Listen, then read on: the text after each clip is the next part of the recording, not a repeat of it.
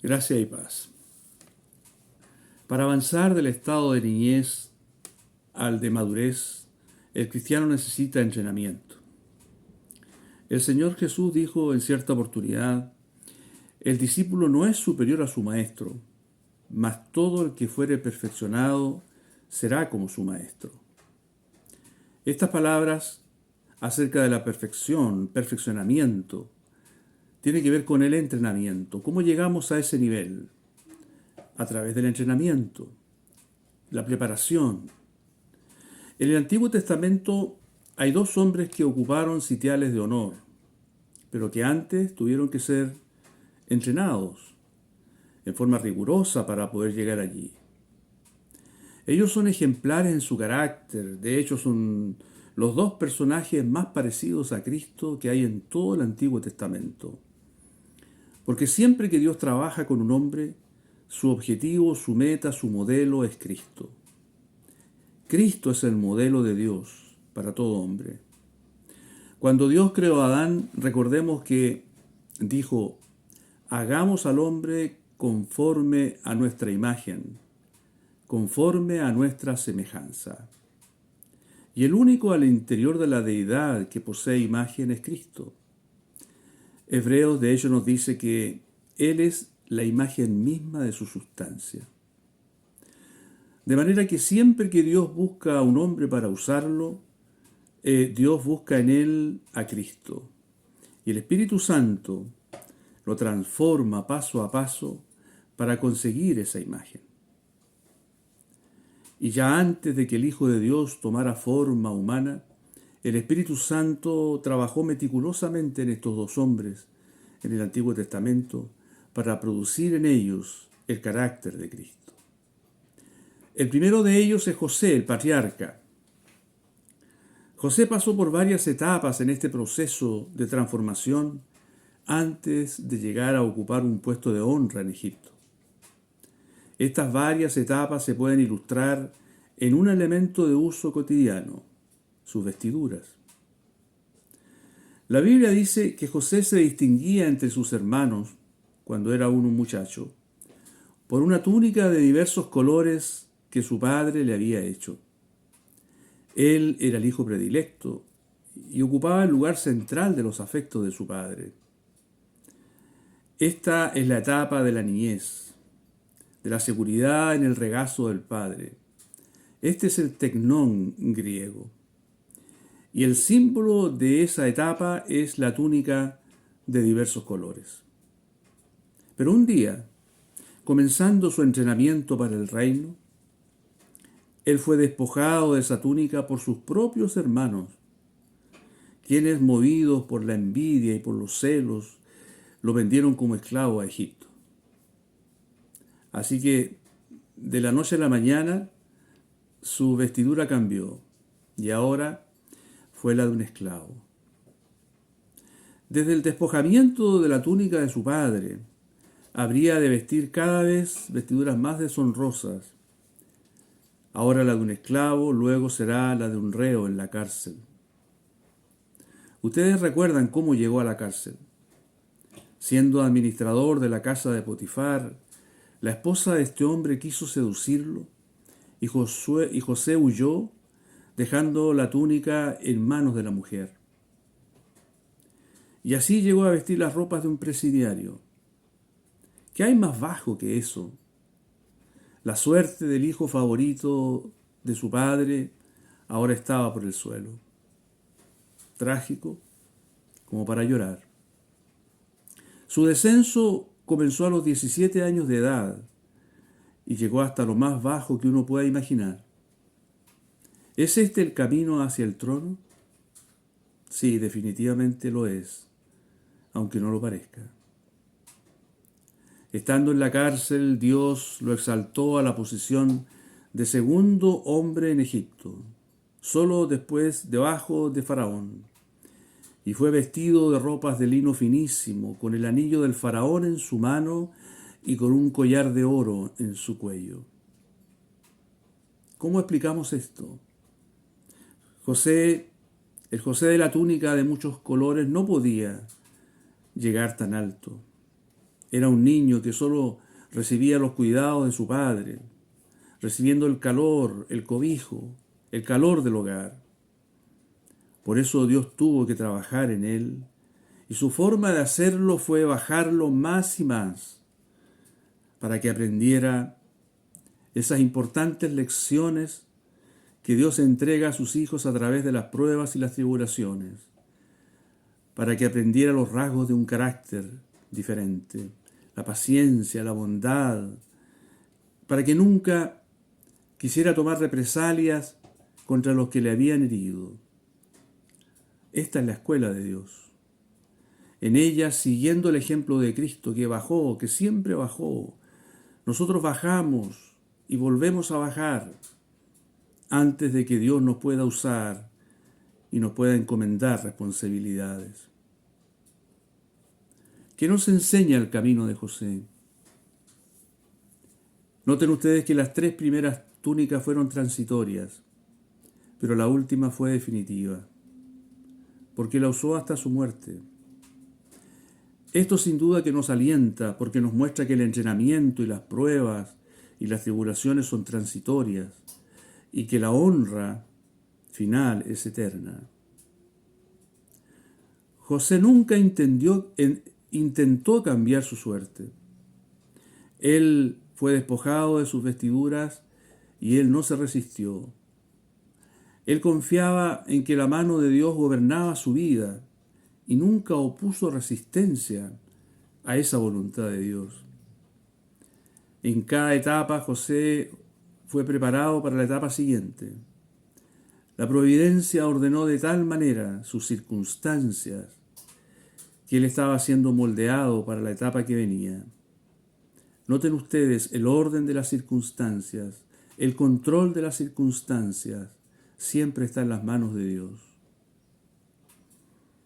En cada etapa José siempre se mantuvo en comunión con Dios y por lo tanto contó con la bendición de Dios.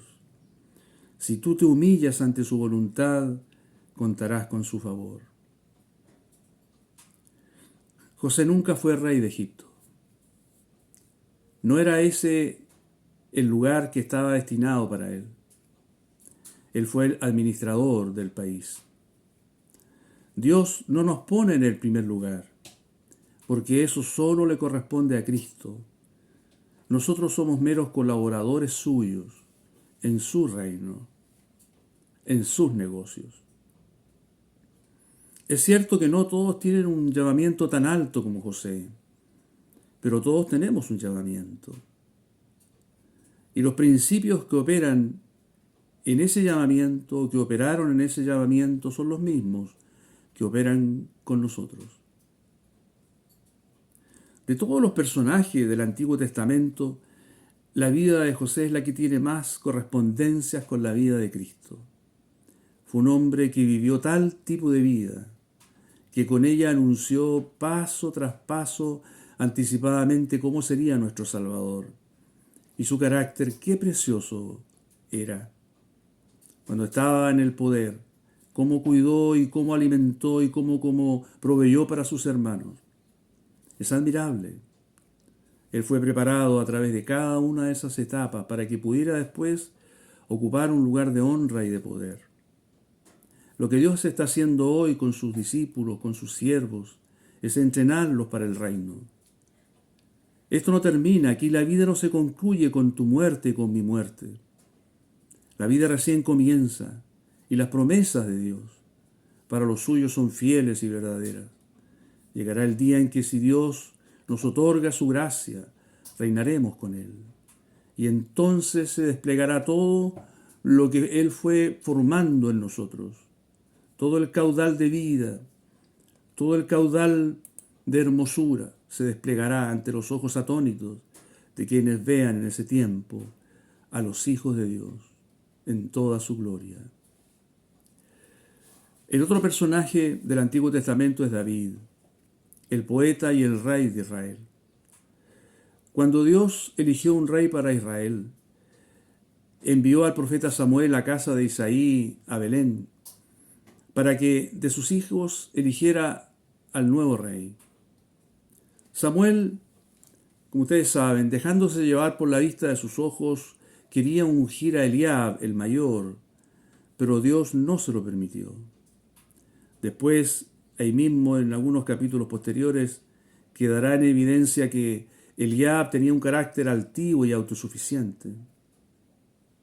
Luego pasan delante de Samuel todos los demás hijos de Isaí hasta el número 7, pero a ninguno de ellos había escogido Dios. El hombre mira lo que está delante de sus ojos, pero Jehová mira el corazón, le dijo Dios al profeta. Qué consoladoras son esas palabras, ¿verdad? Sobre todo cuando tú has estado siendo objeto de injusticias, cuando estás siendo juzgado, condenado injustamente. Porque esos juicios injustos son producto de que todos miran las apariencias, pero no miran lo que Dios ve. Es el corazón lo que importa para Dios. Finalmente, después de todo ese recorrido de Samuel por los 7 hijos mayores de Isaí, llegó David, el menor, el número 8. Y el número 8, coincidentemente, es el número de la resurrección. David, de quien su padre ni siquiera se había acordado, el joven olvidado, el futuro rey de Israel. Este ocupaba el lugar de menor importancia en la casa de su padre, pues estaba en el campo cuidando las ovejas. Era el pastor, el pastorcillo, un joven hermoso, rubio. Sin embargo, era el menor, el pastorcillo, el que estaba olvidado en el campo. Qué hermoso oficio ese. Habiendo él sido pastor, él pudo escribir después el Salmo 23, ese precioso salmo en que tantos nos hemos consolado y nos hemos llenado de esperanzas. Allí él pudo después elogiar las bondades del verdadero pastor, de su pastor, Jehová Jesús, el mismo pastor que nosotros tenemos. Por otro lado, el hecho de que no fuera el favorito de su padre fue también un arreglo del Espíritu Santo para que David tuviera un carácter humilde. Él siempre se consideró el menor de la casa de su padre. Pero allí en la soledad del campo, Dios forjó a David como un vencedor. Aprendió a batallar con enemigos formidables, con un león, con un oso, para defender su rebaño. Y los mataba con el vigor y la fuerza de uno que era ungido de Dios, de un hombre, un joven de fe. Así Dios lo preparó para vencer a Goliat. La victoria sobre Goliat no fue una cosa fortuita ni efímera. Fue el final de una trayectoria, de un entrenamiento que Dios forjó para él. Primero fue el pastor de un rebaño, luego fue el adalid que condujo a las huestes de Dios a la victoria sobre el enemigo, y finalmente fue el pastor de toda una nación. Pese a que no era amado por sus hermanos, lo mismo que José, Dios permitió que él, siendo un muchacho, fuera al campo de batalla por ellos, para ver cómo estaban, ¿se acuerdan? Y les llevó víveres. Aún así, ellos lo menospreciaban y lo trataban con dureza. Aunque era el rey ungido, fue el rey rechazado. Pero nunca procuró por su propia mano tomar el trono. Al contrario, por años debió huir de Saúl, el rey en el trono, pero nunca reclamó, porque sabía que ese era el camino que Dios había trazado para él. En este tiempo recordamos que David se refugió en la cueva de Adulam. Y este hecho tan simple y cotidiano tiene un tremendo valor espiritual. Dice el libro primero de Samuel, capítulo 22, y se juntaron con él todos los afligidos, y todo el que estaba endeudado, y todos los que se hallaban en amargura de espíritu, y fue hecho jefe de ellos, y tuvo consigo como 400 hombres. Esta es una descripción que calza muy bien con aquella otra que hace Lucas acerca del Señor en el capítulo 4. Cuando el Señor en la sinagoga de Nazaret leyó estas palabras: el Espíritu del Señor está sobre mí, por cuanto me ha ungido para dar buenas nuevas a los pobres. Me ha enviado a sanar a los quebrantados de corazón, a pregonar libertad a los cautivos y vista a los ciegos, a poner en libertad a los oprimidos. Así como David recibió en la cueva de Adulam a lo peor de la sociedad de su tiempo, lo mismo hizo el Señor. Porque Él no vino a llamar a justos, sino a pecadores al arrepentimiento. Él no vino a los que estaban sanos y que no tienen necesidad de médico. Él vino a los enfermos. Y lo mismo sigue haciendo hoy. El Evangelio, el verdadero Evangelio es este. Venir a los oprimidos, a los esclavizados, a los pobres, a los enfermos. Este es el verdadero Evangelio. No a la gente buena, no a la gente sana, no a la gente confiada en sí misma. Él vino a los quebrantados de corazón, a los oprimidos por el diablo. Luego en el libro segundo de Samuel, capítulo 23, encontramos una lista notable de los valientes de David. ¿Quiénes estaban allí con toda seguridad? Los que estuvieron con él en la cueva de Adulam.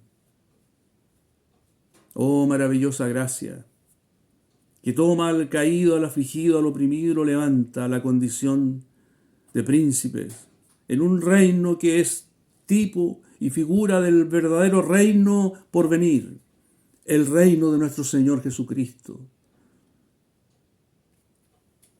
La vida de David está jalonada de hechos que revelan su valor, su humildad, su paciencia, su amor por Dios y su pueblo.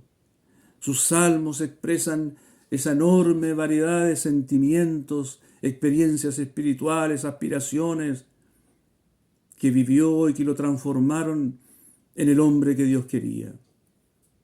Por eso el Señor pudo decir de él: he hallado a David, hijo de Isaí, varón conforme a mi corazón, quien hará todo lo que yo quiero. Dios lo buscó y lo halló. Encontró un hombre que haría todo lo que él quería. Eso es lo que el Padre encontró en su amado Hijo. Una obediencia perfecta, una sumisión absoluta. Y es también lo que espera encontrar hoy en sus discípulos diseminados por el mundo, entre los cuales estás tú y estoy yo.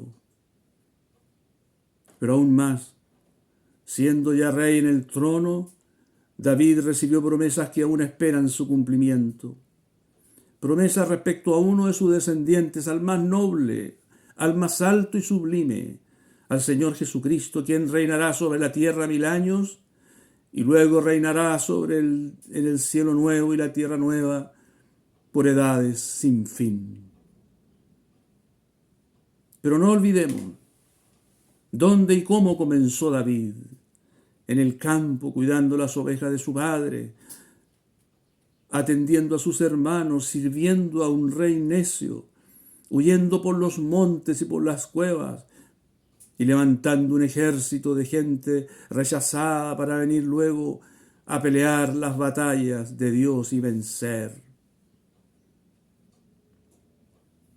No menospreciemos este tiempo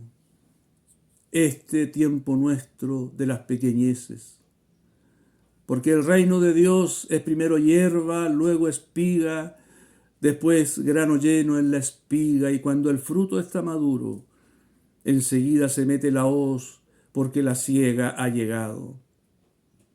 Este no es el tiempo de la siega todavía para ti, hermano joven, discípulo de Cristo, que estás comenzando. Es tiempo de hierba y de espiga. Ya vendrá la siega. Este es el entrenamiento. Este es tiempo de los primeros dolores y aflicciones.